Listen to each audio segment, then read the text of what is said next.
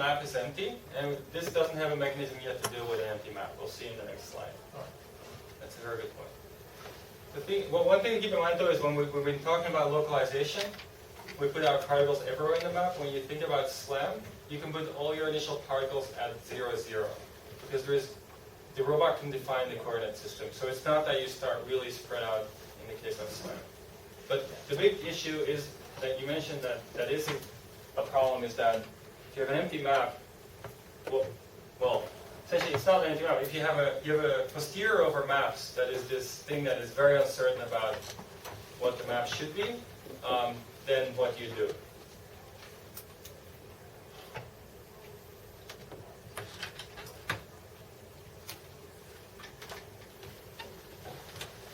So what are the drawbacks of this? This is what's being used, but it does have some drawbacks. It doesn't explicitly model these things we were able to model in the sensor beam setting. It doesn't model that people might walk by. It doesn't model other dynamical effects that could be happening. It doesn't model the beam.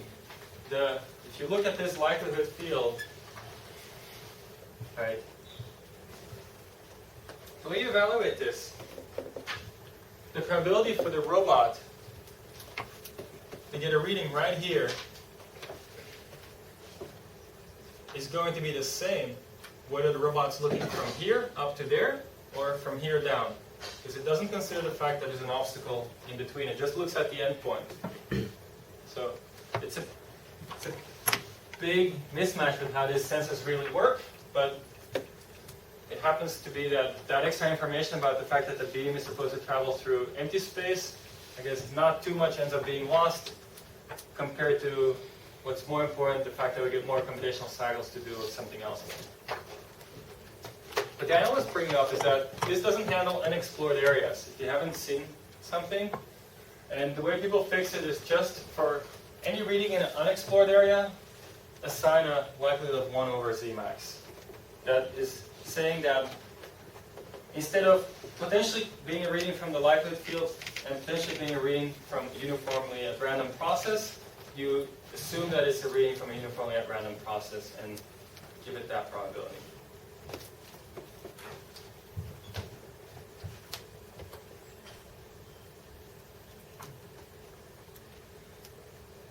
So, as usual, for doing scan matching with this, you maximize over xt, which is opposed to the robot, the probability of the measurement, ct, and given xt and the map.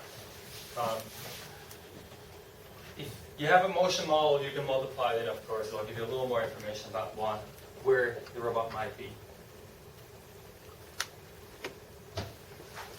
You can also use this for direct scan matching, where you have 2 laser scans that you want to match up.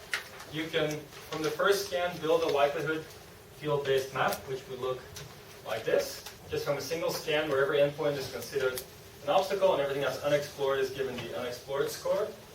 And now if you get a new scan in, you can run this likelihood field-based scan matching to align the pose of the robot at the time of the new scan with the original scan.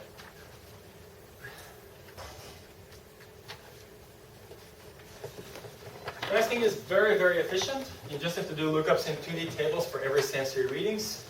It's smooth with respect to small change in the robot position, because if you have a small change in the robot position, then that will correspond to, if your robot has a particular reading from a particular direction, the small change in the robot position will mean that you have a small change in where the reading is hypothesized to be coming back from. And because it's a smooth function, the likelihood function, you get also a small change in the likelihood function. So you don't get these discontinuities where you look right next to maybe a leg of a table or right onto it. So it ignores these properties, and somehow that actually ends up not being too big a deal for it to work in practice. Any questions about this one? This is the most important one. Well, actually, I didn't quite get the point of the smoothness, because if you think that your robot has this particular orientation, and it ends up to be a little bit, so you get probably a Z-max reading, but you still think it should be, in the case of the leg of the table, if you think the orientation is aligned with the leg of the table, then you,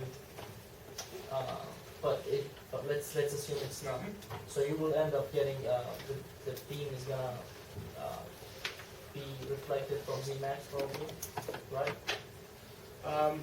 What will happen is, in this model, let's look at the example. So if you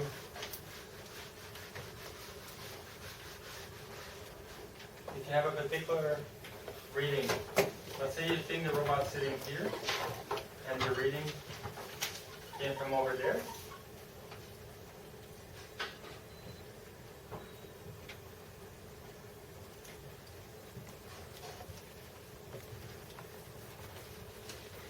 The reading is fixed, right?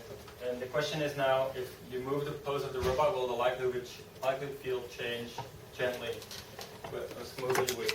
Let's say the robot pose now, instead we're angled a little bit the other way, then it would think the reading comes from over here. And the way the likelihood field is structured is that these will not have wildly different, if you look at the likelihood field, anywhere you move, it'll be a continuous function that you're traveling along. Yes, but I'm trying to explain the exact opposite. Let's assume that you have got the Zmax. If you have the Zmax reading, this one doesn't do anything actually. It'll just ignore that reading.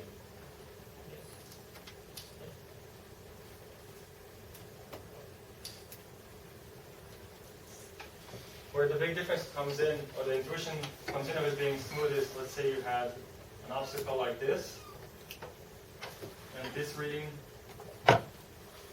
you would still see it. With the beam sensor model, this would be a reasonable pose for the reading, but this would not be a reasonable pose because getting it back from here would have very low beam sensor likelihood, because the beam sensor model, there's no obstacles anywhere in this direction, so it would just say it's very unlikely that it's over here because that's a reading that doesn't correspond to anything.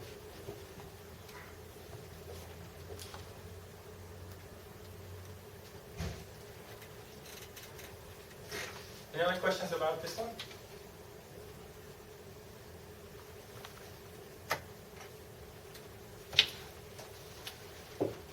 Okay, let's do map matching now. This one is just one slide.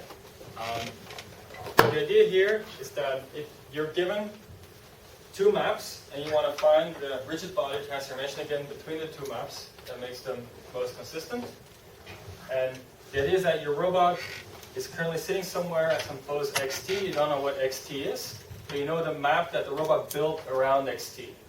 And if you move around the robot pose xt, that will move around the map that's built around xt.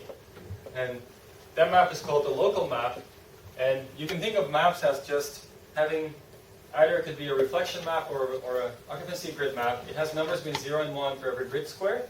So now you could, for a given assumed xt, you have a local map that you can now put into the global map, and you can compute the correlation between the local and the global map for the spots where they overlap. So x and y is where there is overlap between the maps. You have to be a little careful about the boundary conditions, how you want to treat them, but let's assume you know where your map is valid and where it's not valid. You can see the parts where your maps are valid. Compute the correlation in these parts. What does it mean to compute the correlation? You think of two vectors that the map just has two vectors, and you take the dot product between the two of them. If you just took the dot product, you'd ignore that there might be a mean that you need to offset things by. So you first subtract out the mean, and then take the dot product between the global map and the local map in the region where they're both valid maps. And you then renormalize by the norm of both of these zero-centered vectors. What's the offset for? This is to center the maps at 0. So the idea is as follows: if you didn't subtract out the mean, then you would always get a higher score. Let's say occupied is a 1 and has a score of 1, and not occupied score of 0, and there's a range in between. If you didn't subtract out the mean, then what you'd be looking at is occupied anything. Essentially, let's see what would happen. Actually, since you can't change the maps, I'm not 100% sure what would happen if you didn't subtract out the means. There's a small chance it could work. Let's see.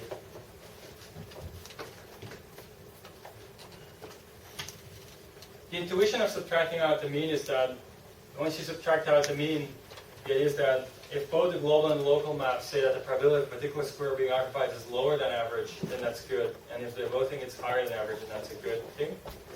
Whereas if you don't subtract out the mean, then anything that's high will be favored. And the fact that things that are low are matching up will not be considered as much in the score. So there'll be an asymmetry if you don't subtract out the mean between how much you take into account agreement on free versus how much you take into account the agreement on occupied. And because the maps aren't like valid everywhere and there's only a certain region in which you're considering the correlation, if you have that asymmetry, I think you will get very different results. So the subtraction of the mean is to ensure that there's that symmetry between how much you, because if you both think it's unoccupied, you both get a negative score, and multiply together gives you a positive, and it'll contribute to the score.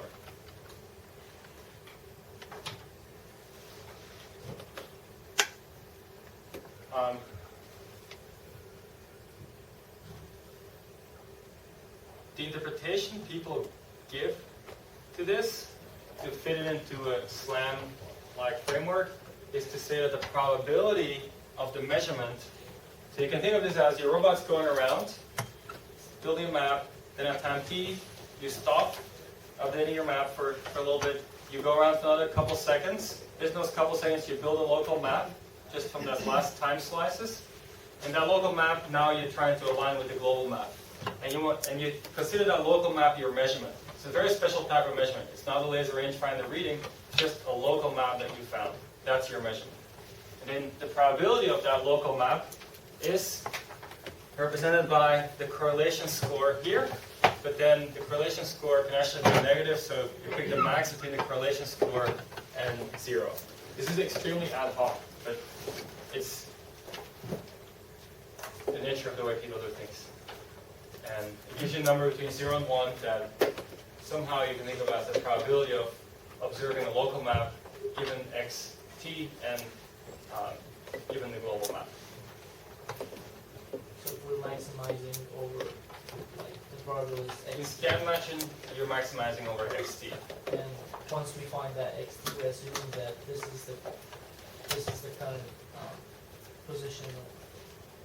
It depends on what you're doing. So in some techniques, the one we've seen, once you found xt, you would generate a proposal distribution around xt, sample from that proposal distribution, reweight things according to this type of scoring Same, metric. yeah. Mhm.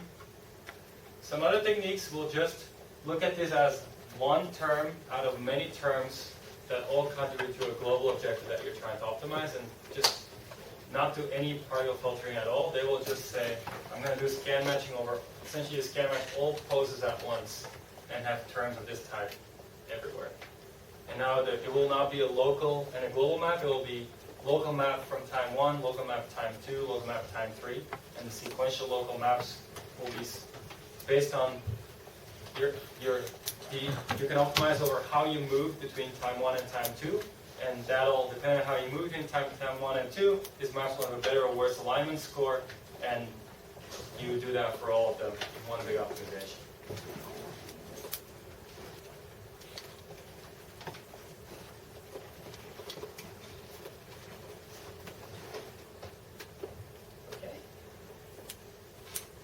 There's one more technique called iterated closest points. This one's used quite a lot, and it takes a little more than 2 minutes to go through. So let's do this one in the beginning of next lecture. That's it for today.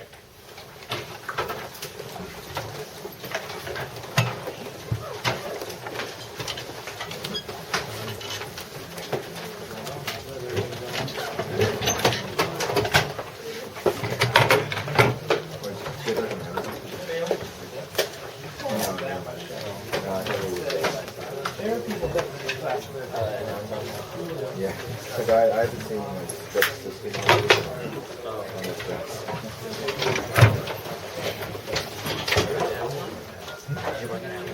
Oh no, I don't. No, I'm just saying that I had a.